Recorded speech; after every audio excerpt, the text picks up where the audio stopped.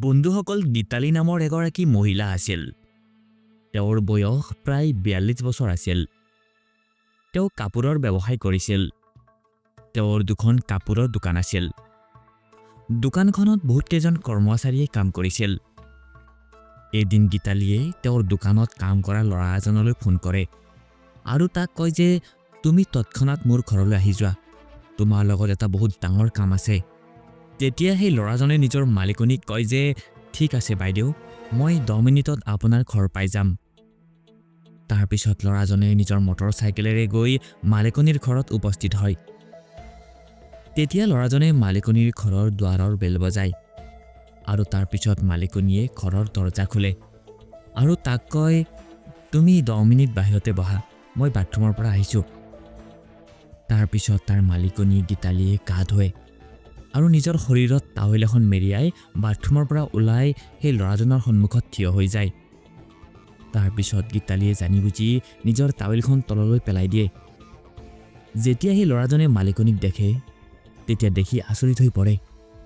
তাৰ চকু কপালত উঠে। তেতিয়া সেই ল'ৰাজনে নিজকে নিয়ন্ত্ৰণ কৰিবলৈ নোৱাৰিলে আৰু নিজৰ মালিকনীক চকুৰে কিবা ইংগিত দিয়ে। তেতিয়া তাৰ মালিকনীয়ে তাৰ হাতত ধৰে আৰু নিজৰ শোৱনি কোঠালৈ লৈ যায়।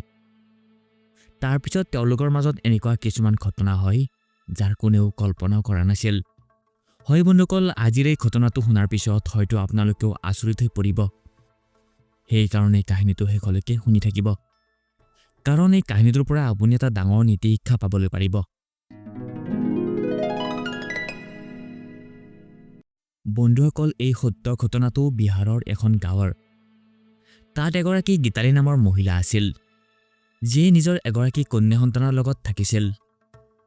গীতালিৰ বয়স প্ৰায় ৪২ বছৰ আছিল। গীতালি দেখিবলৈ বহুত ধুনীয়া আছিল। গীতালিৰ স্বামী বহুত বছৰ আগতেই ঢুকাইছিল। তেওঁৰ ছোৱালীজনীৰ নাম ৰশ্মি আছিল। তাইৰ বয়স প্ৰায় ২০ বছৰ আছিল। ৰশ্মি গাভৰু হৈ উঠিছিল। এতিয়া গীতালিৰ ৰশ্মিৰ বিয়াৰ কথা চিন্তা হ'বলৈ ধৰিছিল।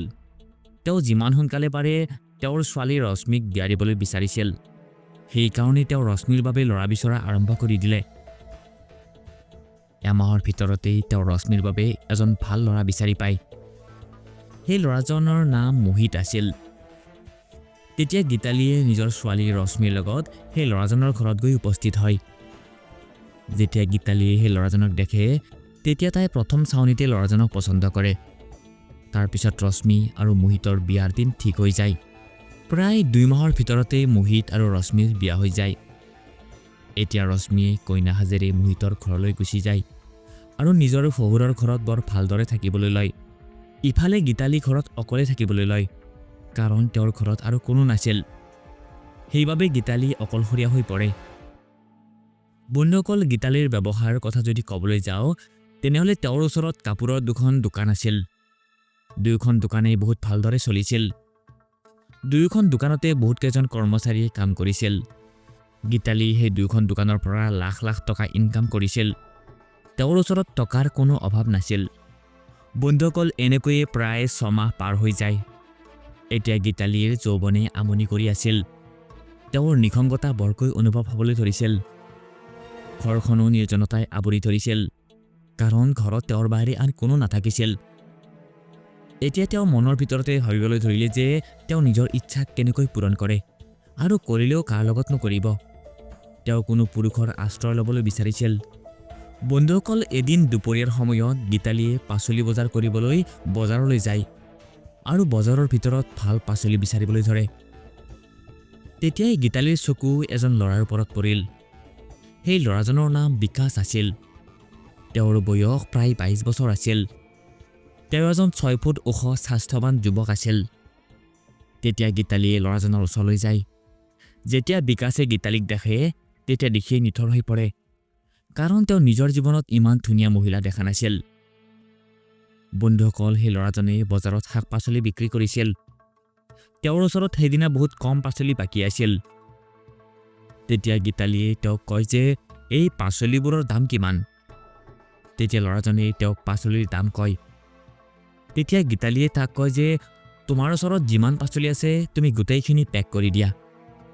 তেতিয়া ল'ৰাজনে গোটেই পাচলিখিনি পেক কৰি দিয়ে। গীতালীয়ে সেই ল'ৰাজনক পইচা দিয়ে আৰু তাৰপিছত তেওঁ ল'ৰাজনৰ লগত কথা পাতিবলৈ ধৰিলে। তেওঁ বিকাশক সোধে যে তুমি পাচলি বিক্ৰী কৰাৰ কাম কিমান দিনৰ পৰা কৰি আছা। তেতিয়া বিকাশে তেওঁক তেওঁৰ জীৱনৰ গোটেই কাহিনী ক'বলৈ ধৰে। তেওঁ কয় যে মোৰ ঘৰত মোৰ বেমাৰী মা আছে আৰু মই যোৱা 2 মাহৰ পৰা পাচলি বিক্ৰী কৰাৰ কাম কৰি আছোঁ আৰু ইয়াৰ পৰাই মোৰ পৰিয়ালৰ খৰচ মই উলিয়াই আছোঁ। তেতিয়া গীতালীয়ে ল'ৰাজনক কয় যে তোমাৰ বাবে মোৰ ওচৰত এটা বহুত ভাল কাম আছে। মোৰ ওচৰত 2খন কাপোৰৰ দোকান আছে য'ত বহুকেইজন কৰ্মচাৰীয়ে কাম কৰি আছে। বৰ্তমান মোৰ এজন কৰ্মচাৰীৰ প্ৰয়োজন আছে। যদি তুমি বিচৰা তেনেহ'লে মোৰ ওচৰত আহি চাকৰি কৰিবলৈ পাৰা। মই তোমাক ভাল দৰমহাও দিম। তেতিয়া বিকাশে তেওঁৰ কথাত মান্তি হয় আৰু তেওঁক কয় যে মই আপোনাৰ চাকৰি কৰিবলৈ সাজু আছোঁ। তেতিয়া গীতালীয়ে তেওঁক কয় যে কাইলৈ ৰাতিপুৱা 10 বজাত মোৰ ঘৰলৈ আহি মোক লগ কৰিবা। তাৰপিছত গীতালীয়ে সেই বিকাশক নিজৰ ঘৰৰ ঠিকনা দিয়ে আৰু তাৰ পৰা তেওঁ গুচি যায়। বন্ধুসকল, পিছদিনা প্ৰায় 10 মান বজাত বিকাশে গীতালীৰ ঘৰত উপস্থিত হয় আৰু গীতালীৰ লগত কথা বতৰা পাতিবলৈ ধৰে।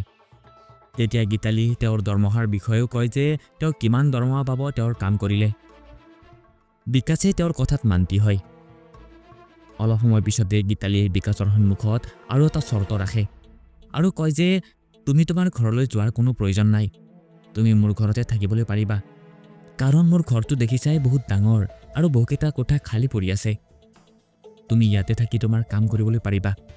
তেতিয়া বিকাশে তেওঁৰ সেই চৰ্তও মানি লয়। তেতিয়া তেওঁ কয় যে ঠিক আছে মেডাম, মই ইয়াতে থাকি মোৰ কাম কৰিম। বন্ধুসকল, বিকাশে গীতালীৰ ঘৰত থাকিবলৈ লৈছিল। তাত থাকি তেওঁ কাম কৰিবলৈ লৈছিল। এতিয়া এনেকৈয়ে 15 দিনৰ সময় পাৰ হৈ যায়। এতিয়া গীতালীৰ যৌৱনে বেছিকৈ আমনি কৰিবলৈ ধৰিছিল। তেওঁ নিজকে নিয়ন্ত্ৰণ কৰিবলৈ পৰা নাছিল। তেওঁ বিকাশক নিজৰ ইচ্ছা পূৰণ কৰিবলৈ চাকৰিত ৰাখিছিল যাতে তেওঁ বিকাশৰ লগত নিজৰ কামনা পূৰাব পাৰে। সেইকাৰণে গীতালীয়ে তেওঁক নিজৰ প্ৰেমৰ জালত ফচাবলৈ বিচাৰিছিল। বন্ধুসকল, এদিন গীতালীয়ে নিজৰ মোবাইলেৰে বিকাশলৈ ফোন লগায় আৰু তাক কয় যে তুমি তৎক্ষণাৎ মোৰ ঘৰলৈ আহি যোৱা। মোৰ তোমাৰ লগত এটা বহুত প্ৰয়োজনীয় কাম আছে। তেতিয়া বিকাশে গীতালীক কয় যে ঠিক আছে মেডাম, মই এতিয়া 10 মিনিটত গৈ উপস্থিত হ'ম। তেতিয়া বিকাশে নিজৰ বাইক লৈ নিজৰ মালিকনী গীতালীৰ ঘৰত উপস্থিত হয়। সি যেতিয়াই ঘৰৰ ভিতৰত উপস্থিত হয় তেতিয়া তাৰ অনুভৱ হয় যে তাৰ মালিকনীয়ে বাথৰুমত গা ধুই আছে। সি গীতালীক মাত লগায়। তেতিয়া গীতালীয়ে ভিতৰৰ পৰা কয় যে তুমি 2 মিনিট অপেক্ষা কৰা, মই এতিয়াই গা ধুই আহি আছোঁ। বন্ধুসকল, অলপ সময় পিছতে গীতালীয়ে গা ধুৱে আৰু নিজৰ শৰীৰত এখন টাৱেল মেৰিয়াই আৰু বাথৰুমৰ পৰা বাহিৰলৈ ওলাই আহে। যেতিয়াই তেওঁ বিকাশৰ সন্মুখলৈ আহে তেওঁ জানি বুজি নিজৰ টাৱেলখন তললৈ পেলাই দিয়ে। যেতিয়া বিকাশে নিজৰ মালিকনীক দেখে তেতিয়া আচৰিত হৈ পৰে। তেওঁ নিথৰ হৈ পৰে কাৰণ তেওঁ ইমান ধুনীয়া শৰীৰ আজিৰ আগতে কেতিয়াও দেখা নাছিল। এতিয়া বিকাশেও নিজকে নিয়ন্ত্ৰণ কৰিবলৈ পৰা নাছিল। তেতিয়া গীতালীয়ে বুজি উঠিছিল বিকাশে কি বিচাৰিছিল। এতিয়া বিকাশেও চকুৱে চকুৱে কিবা ইংগিত দিছিল। তেতিয়া গীতালীয়ে বিকাশৰ হাতত ধৰে আৰু নিজৰ শোৱনি কোঠালৈ লৈ যায়। তাৰপিছত তেওঁলোক দুয়োৱে কথা পাতিবলৈ ধৰে। কথা পাতি পাতি দুয়োৱে নিজৰ ভিতৰতে হেৰাই যায়। তাৰপিছত গীতালীয়ে তাৰ লগত অশ্লীল আচৰণ কৰিবলৈ ধৰে। তেতিয়া বিকাশে বুজি পাইছিল যে তাৰ মালিকনীয়ে কি বিচাৰি আছিল। তাৰপিছত তেওঁলোক দুয়ো নিবস্ত্ৰ হৈ যায় আৰু বিকাশে নিজৰ মালিকনীৰ লগত সম্ভোগ কৰিবলৈ ধৰে। এতিয়া গীতালীয়েও বিকাশক সমানে সহযোগ কৰি আছিল। আজি তেওঁ সেই চৰম সুখ পাই আছিল যি তেওঁ আগতে কেতিয়াও পোৱা নাছিল। তেওঁৰ বহু বছৰৰ তৃষ্ণা দূৰ হৈ আছিল। প্ৰায় 1 ঘণ্টালৈকে দুয়োৱে সেই কাৰ্যত লিপ্ত হৈ থাকে আৰু যেতিয়া তেওঁলোক দুয়ো ভাগৰি পৰে তেতিয়া তাতেই দুয়োৱে শুই যায়। বন্ধুসকল, এতিয়া তেওঁলোক দুয়োৰে সেয়া দৈনন্দিনৰ কাম হৈ পৰিছিল। তেওঁলোক দুয়োৱে ইজনে সিজনৰ লগত নিজৰ ইচ্ছা পূৰণ কৰিবলৈ ধৰিছিল। এনেকৈয়ে 15 দিন সময় পাৰ হৈ গৈছিল। তাৰপিছত গীতালীৰ ছোৱালী ৰশ্মিয়ে নিজৰ মাকৰ ঘৰলৈ আহে আৰু মাকক কয় যে মা, মই 15 দিন ইয়াতে থাকিম। এতিয়া গীতালীয়ে নিজৰ ছোৱালীক মানাও কৰিবলৈ নোৱাৰে। তেতিয়া গীতালীয়ে ভাবিবলৈ ধৰিলে যে মই এতিয়া বিকাশক কেনেকৈ লগ কৰিম। এনেকৈয়ে 1 সপ্তাহৰ সময় পাৰ হৈ যায়। এতিয়া গীতালীয়ে বিকাশক লগ কৰিবলৈ পৰা নাছিল। তেওঁ অস্থিৰ হৈ পৰিছিল। তেওঁ নিজকে নিয়ন্ত্ৰণ কৰিবলৈ পৰা নাছিল। সেইকাৰণে তেওঁ নিজৰ মনতে থিৰাং কৰিছিল যে আজি ৰাতিয়েই তেওঁ বিকাশক লগ কৰিব। তাৰপিছত সেই নিশাই গীতালীয়ে নিজৰ ছোৱালীৰ লগত সেই কোঠাতে শুই থাকে আৰু যেতিয়া তেওঁ ৰশ্মি টোপনি গৈছিল তেতিয়া গীতালীয়ে হাতত হাৰে ভৰি থাৰে নিজৰ কোঠাৰ পৰা বাহিৰলৈ গৈছিল আৰু বিকাশৰ কোঠাত প্ৰৱেশ কৰিছিল এতিয়া বিকাশে নিজৰ মালিকনী গীতালীক যেতিয়া দেখে তেতিয়া লগে লগে তেওঁ খুশি হৈ পৰে সি তেওঁক নিজৰ দুবাহৰ মাজত সোমাই লয় আৰু তেওঁৰ লগত সম্ভোগ কৰিবলৈ ধৰে ইফালে ৰশ্মিয়ে হঠাতে টোপনিৰ পৰা সাৰ পাই যায় আৰু যেতিয়া তাই নিজৰ মাকৰ ফালে চালে তেতিয়া তেওঁৰ মাক বিচনাত নাছিল এতিয়া তেওঁ ভাবিবলৈ ধৰিছিল যে মোৰ মায়ে ইমান ৰাতি কলৈ যাবলৈ পাৰে তেওঁ গোটেই ঘৰটোতে নিজৰ মাকক বিচাৰিবলৈ ধৰিলে কিন্তু যেতিয়া ৰশ্মিয়ে বিকাশৰ কোঠাৰ ওচৰ পায় তেতিয়া অদ্ভুত ধৰণৰ শব্দ কিছুমান শুনিবলৈ ধৰে তেতিয়া ৰশ্মিয়ে বুজি পাই গৈছিল যে মা বিকাশৰ কোঠাত আছে আৰু নিশ্চয় কিবা নহয় কিবা গণ্ডগোল আছে এতিয়া ৰশ্মিৰ বহুত খং উঠিছিল আৰু বাহিৰৰ পৰা তেওঁ দৰজাত টুকুৰিয়াবলৈ ধৰিছিল তেতিয়া ভিতৰত তেওঁলোক দুয়োৱে ভয় খাই যায়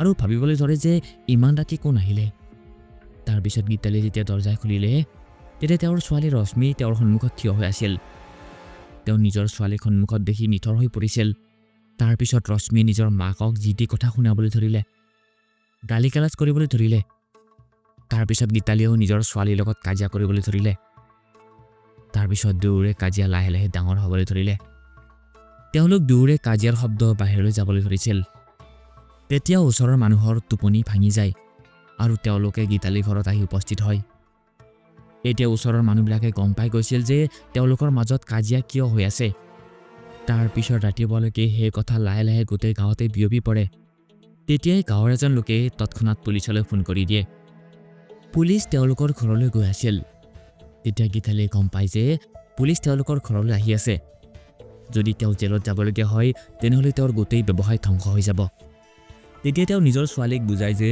মাজনী মই যদি জেললৈ যাবলগীয়া হয় তেনেহ'লে গোটেই ব্যৱসায় বৰবাদ হৈ যাব সকলো শেষ হৈ যাব তুমি এটা কাম কৰা তুমি মোৰ লগ দিয়া আমি এই ল'ৰাটোকে ফচাই দিম যে সি মোৰ লগত জবৰদস্তি কৰিছে তেতিয়া ৰশ্মি নিজৰ মাকৰ কথাত মান্তি হয় যেতিয়া তাত পুলিচ আহি উপস্থিত হয় তেতিয়া ৰশ্মিয়ে পুলিচক কয় যে এই বিকাশ নামৰ ল'ৰাজনে মোৰ মাৰ লগত জবৰদস্তি কৰি আছিল তেতিয়া পুলিচৰ বিশ্বাস হৈ গৈছিল আৰু বিকাশক গ্ৰেপ্তাৰ কৰিছিল আৰু থানালৈ লৈ গৈছিল বন্ধুসকল গীতালীয়ে নিজৰ ছোৱালীৰ লগত মিলি সেই দুখীয়া ল'ৰাজনক ফচাই দিছিল বৰ্তমান সেই ল'ৰাজন থানাতে আছিল এতিয়া তাৰ কি শাস্তি হ'বলৈ গৈ আছিল সেই কথাটোৰ এতিয়াও সিদ্ধান্ত হোৱা নাছিল বন্ধু বান্ধৱীসকল কাহিনীটো কেনেকুৱা পালে কমেণ্ট কৰি জনাব ভাল লাগিলে লাইক কৰি সকলোকে শ্বেয়াৰ কৰিব আৰু চেনেলটো প্লিজ ছাবস্ক্ৰাইব কৰি দিব ধন্যবাদ